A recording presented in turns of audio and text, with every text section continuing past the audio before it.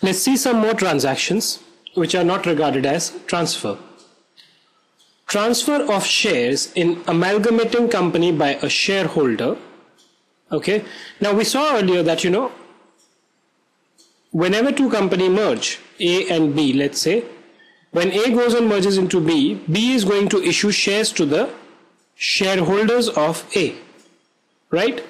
Shares to shareholders of A.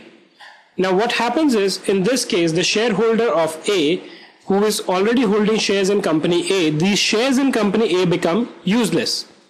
Why? Because the company A ceases to exist. What happens is, he gets shares in company B, right? So effectively, if you see, there is an exchange of shares of company A with company B, and we know that exchange is a transfer, which thereby means that this transfer should be liable to capital gains tax, right? But in this case, there is a specific exemption that such an exchange will not be construed as a transfer, which is this provision: transfer of shares in amalgamating company, which is A, by a shareholder in scheme of amalgamation if consideration is allotment of shares in the amalgamated company. So if the amalgamated company, instead of issuing shares, pays cash, then this exemption is not applicable. Amalgamated company is an Indian company, so this company B has to be an Indian company. In that case, there will be no capital gains tax in the hands of shareholder of A, right?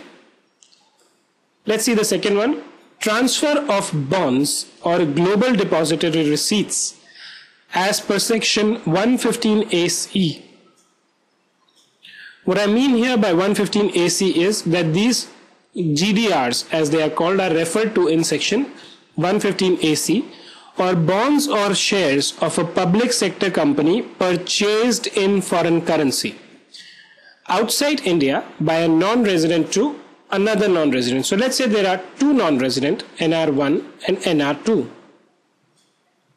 NR1 purchased some GDRs, bonds or shares, as are mentioned here, in foreign currency. So if you are purchasing it if you are not purchasing it in foreign currency, then this is not applicable. Okay, and he sells these shares outside India to another non-resident, right? Then the capital gains which arise on such a transfer are not liable to tax in India, right?